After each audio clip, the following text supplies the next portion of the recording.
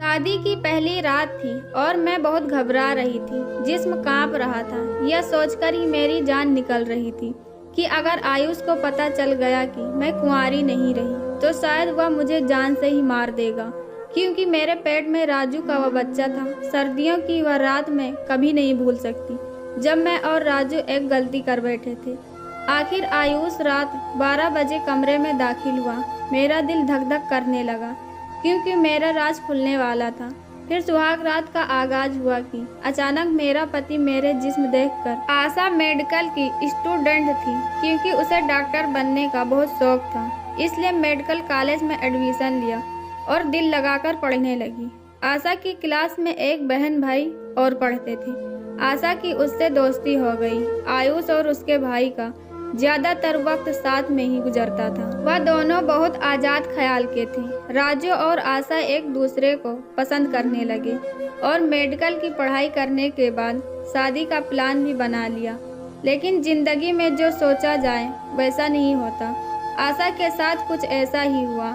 एक रात में उस लड़की का सब कुछ बर्बाद कर दिया। उसकी जिंदगी में ऐसी भयानक रात आई कि सब कुछ बर्बाद हो गया। राजू बहुत जिद्दी लड़का था।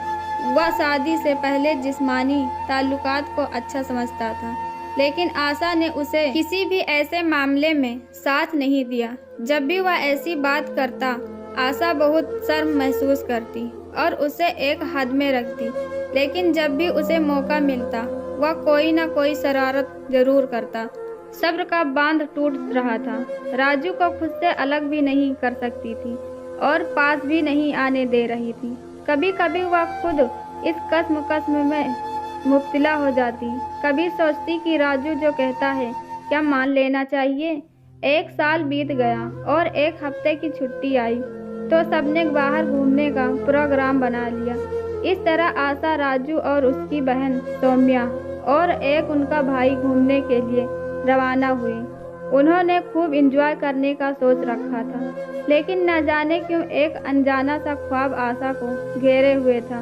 उसे लगता था कि जैसे कुछ बहुत बुरा होने वाला है। होटल में एक ही कमरा लिया गया। आशा ने ऐतराज किया कि हम लड़कियों के लिए अलग कमरा लिया जाए, लेकिन राजू ने हंसकर टाल दिया। सब थके हुए थे, इसलिए थोड़ी देर के लिए आराम करने लगे। राजू ने आशा को साथ लिया और एक काम के लिए बाहर आ गए। उन्हें एक गाड़ी भी चाहिए थी और कुछ कैंपिंग का सामान। होटल के कमरे में आशा और राजू अब अकेले थे। 1 घंटे बाद दोनों वापस आए तो होटल के पास पहुंचकर कुछ याद आया और आशा को कमरे में जाने को कहा। वापस बाजार की ओर चला गया। आशा होटल में दाखिल हुई और जैसे ही अपने कमरे की ओर बढ़ी और दरवाजा खोलने की कोशिश की तो अचानक रुक गई। कमरे में राजू और आशा एक शर्मनाक खेल रहे थे। अंदर से आवाज आ रही थी और आशा समझ गई कि पिछले 1 घंटे से कमरे में क्या चल रहा है। आशा को कुछ समझ में न आया कि अब मैं क्या करूं, इसलिए बाहर ही बैठकर सोचने लगी। आधा घंटे बाद जब राजू वापस आया तो उसने पूछा, बाहर क्यों बैठी हो? आशा कहने लगी, कुछ नहीं, मैं तो आपका इंतजार कर रही थी। लेकिन अब आशा घबरा रही थी कि कहीं कमरे में वही काम तो नहीं हो रहा है, क्योंकि कुछ पता नहीं था कि राजू को रद्दे अमल क्या होता है। राजू ने आशा से कमरे की चाबी ली और दरवाजा खोला और आशा का दिल धक धक कर रहा था, लेकिन अंदर का मंजर देख आशा को सुकून मिला। सौम्या नहा रही थी और उसका भाई सो रहा था। राजू भी शरारत के मूड में था और आशा को अपनी बाहों में लिया। वह बेचारी घबरा गई कि कहीं उसके भाई ने देख लिया तो। राजू ने उसके भाई को जगाया और तैयारी करने के लिए कहा। सौम्या नहाकर बाहर आ गई और उसके भाई को देखकर मुस्कुरा रही थी। उसके भाई ने भी उधर देखकर मुस्कुरा दिया। आशा इन दोनों को देख रही थी और सोच रही थी कि यह दोनों एक दूसरे से प्यार करते हैं, लेकिन इन्हें एक हद में रहना चाहिए। सबने नाश्ता किया और गाड़ी में बैठकर पहाड़ों की तरफ घूमने चले गए। मौसम भी अच्छा था और बारिश भी हो सकती थी। सर्दी भी खूब थी। राजू ने उसके भाई से पूछा कि कहाँ घूमने का इरादा है। उसके भाई ने कोई जवाब न दिया और मुस्कुरा कर रह गया। सबके लिए सरप्राइज है, वह बहुत दूर निकल आए हैं। कुछ लोग थे जो वापस जा रहे थे। राजू और उसका भाई गाड़ी से सब सामान निकाला और 2 तंबू लगाने लगते हैं। उनका इरादा यहाँ रात गुजारने का था, लेकिन आशा कुछ अपसेट थी। वह सौम्या के साथ बैठ कुछ खूबसूरत नज़ारों में गुम थी। अचानक से आशा ने सौम्या से कहा कि तुम उसके भाई को कुछ ज़्यादा ढील दे रही हो। हमें सब पता है। हमारे जाने के बाद तुम दोनों कमरे में जिस काम में मसरूफ़ थे वह अच्छा नहीं है। सामियान ने सारी बेशर्मी की हद पार करते हुए कहा, क्या बताऊं यार, तुम दोनों 1 घंटा और लेट आते तो। फिर दोनों खिलखिलाकर हंस पड़ी और सौम्या ने कहा, कोई बात नहीं, उसके भाई ने प्रोटेक्शन यूज किया था। राजू को अपनी ओर आते देख दोनों खामोश हो गई। दोनों तंबू लगा ही रहे थे कि बारिश शुरू हो गई। सब अपने अपने तंबू में चले गए और दोपहर का खाना खाया। तब तक बारिश भी थम चुकी थी और अपना अपना सामान लिया और पहाड़ी की ओर बढ़े। सौम्या और उसका भाई आ गए थे और थोड़े फासले पर आशा और राजू आ रहे थे। पेड़ और झाड़ियों के रास्ते होकर जा रहे थे। सौम्या और वह आगे निकल गए थे। आशा थक गई और राजू से कहा कि कुछ देर सांस ले लो। दोनों एक जगह बैठ गए और राजू उसे देखे जा रहा था और सोच रहा था कि इस लड़की को हासिल करने का यह सबसे अच्छा मौका है। वह खिसक कर आशा के पास चला गया। अब दोनों एक दूसरे के इतने करीब थे, एक दूसरे की सांस को भी सुन सकते थे। फिर तो सब्र के सारे बांध टूट गए और दोनों दीवाने एक दूसरे को प्यार करने लगे। फिर पहली बार आशा को महसूस हुआ कि वह बहुत गलत कर रही है। दोनों थक गए और लंबी सांसें लेने लगी। अचानक आशा की नज़र राजू पर पड़ी, जो उसे घूर रहा था। आशा ने जल्दी जल्दी अपने कपड़े सही किया और सौम्या ने कहा, भाई आप कहाँ रह गए थे? हमने सोचा कि कहीं आप लोग हमसे बिछड़ ही ना जाएं, इसलिए हम वापस आ गए और सफ़र एक बार फिर शुरू हो। कुछ दूर जाने के बाद आशा ने राजू से कहा, क्यों वापस चलते हैं, शाम होने वाली है। अगर बारिश आ गई तो बहुत मुश्किल होगी। सबने वापसी का इरादा कर लिया। अब की बार सौम्या और उसका भाई कहीं दूर रह गए। शाम का अंधेरा फैल चुका था। अचानक सौम्या की चीख सुनकर उसका भाई वापस दौड़ा। आशा और राजू ने जो मंजर देखा, उनके तो होश ही उड़ गए। उसका भाई नीचे खंडक में गिर गया था और सौम्या रो रही थी। राजू ने उसके भाई को आवाज़ें दी, लेकिन कोई जवाब नहीं आया, तो राजू नीचे जाने का फैसला किया। आशा और सौम्या बहुत डरी हुई थी। उन्होंने राजू को रोक लिया। आशा के पास एक टार्च थी। जब उसकी रोशनी खाई में डाली गई तो उसके औजार खत्म हो गए। उसके भाई का सर फट चुका था और वह इस दुनिया से जा चुका था। इस वक्त किसी की मदद लेना बहुत मुश्किल था, क्योंकि वह बहुत दूर जा चुके थे। आखिर वह गाड़ी और तंबू की जगह पर आए तो उनकी गाड़ी और तंबू गायब थी। अब तो उनका खून खुश हो गया। अचानक 3 आदमियों ने उन्हें अपने घेरे में ले लिया और उन्हें अपने साथ ले गए। वह डाकू थे। अब उनके साथ बहुत बुरा होने वाला था। रात हो गई थी, सर्दी भी बन चुकी थी। वह लोग उनको लेकर एक पुराने घर पहुंचे, जहां एक खौफनाक शक्ल वाला बुढ़ा आदमी बैठा था। हसीन और जवान लड़कियों को देखकर उसका मन ललचाने लगा। उसने आगे बढ़कर राजू की बहन को अपनी ओर खींचकर अपनी बाहों में भर लिया। राजू का जवान खून काल उठा। उसने आगे बढ़कर उसको एक मुक्का दे मारा, जैसे उसके मुंह से खून का फव्वारा उबल पड़ा। यह देख दोनों लड़कियों की चीखें निकल आई। एक डाकू ने राजू के सीने में 2 गोलियां उतार दी और राजू भी मर गया। छोटे सरदार ने सौम्या की तरफ इशारा करते हुए कहा, इस लड़की को आज के लिए मेरे हवाले कर दो और दूसरी को कमरे में बंद कर दो। सौम्या थरथरा रही थी, जबकि आशा बेहोश हो चुकी थी। जब आशा को होश आया तो वह एक कमरे में बंद थी और उस कमरे का जायजा लिया तो उसकी नज़र एक खिड़की पर पड़ी। अब आशा के पास 2 रास्ते थे।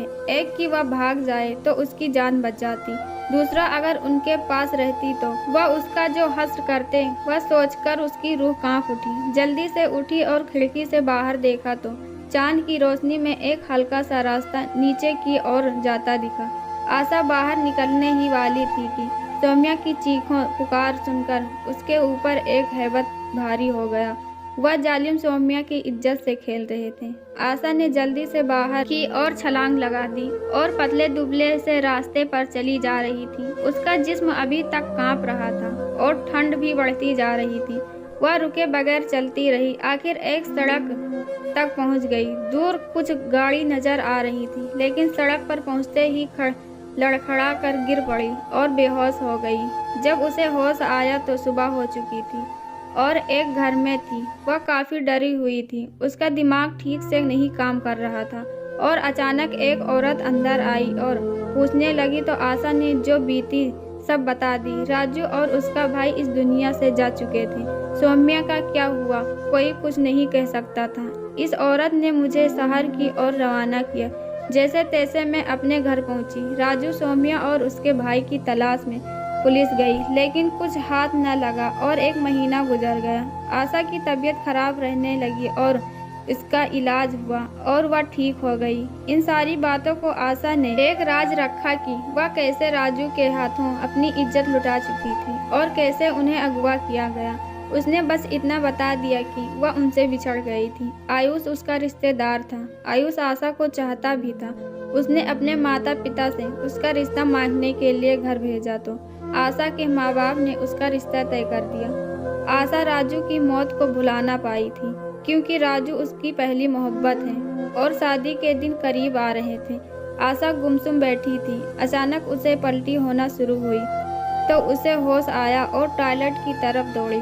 उसका दिल धक करके रह गया। वह मेडिकल की स्टूडेंट थी।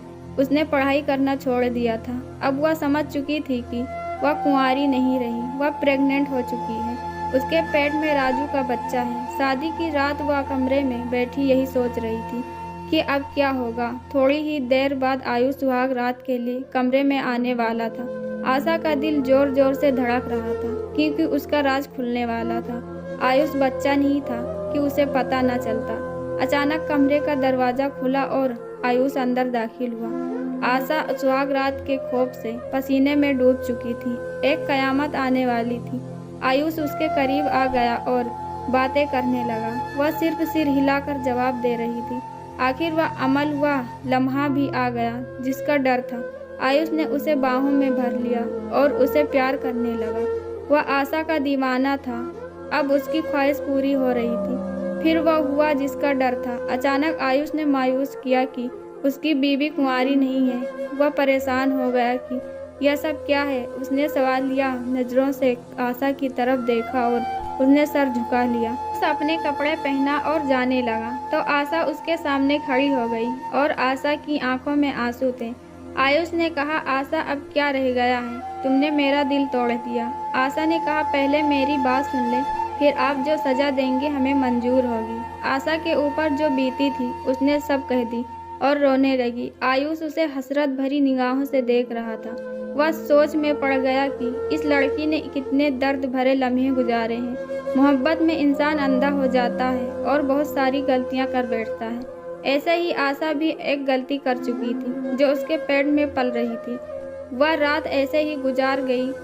अगली सुबह आशा का आयुष से सामना हुआ तो वहाँ सर झुकाए परेशान खड़ी थी। आयुष उसके पास आया और कहा, आशा, रात वाली बात से क्षमा चाहता हूँ। तुम मेरी जिंदगी हो और मैं हर मुश्किल में तुम्हारे साथ हूँ। आशा की आंखों में आंसू आ गए और वह आयुष से लिपट गई और एक बहुत बड़ा बोझ उसके सर से उतर गया। दोस्तों, अगर आपको हमारी यह वीडियो पसंद आई तो इसको लाइक, कमेंट और शेयर ज़रूर करें और चैनल को सब्सक्राइब करें। हम ऐसी कहानी आपके लिए लाते रहेंगे। धन्यवाद।